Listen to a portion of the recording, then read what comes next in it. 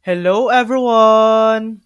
In this video, I'll show you how to activate your Leica mobile SIM card in Australia.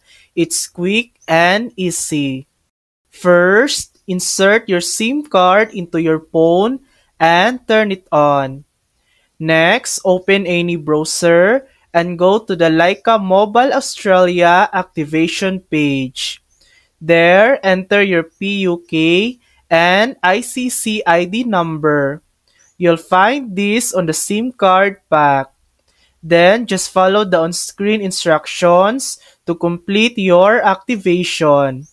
Remember, you'll need to have a valid Australian visa or be a citizen or permanent resident to activate the SIM.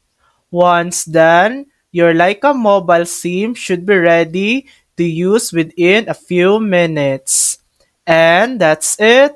That's how to activate your Leica mobile SIM card in Australia. Thanks for watching. If this video helped you, please like and subscribe for more helpful tutorials.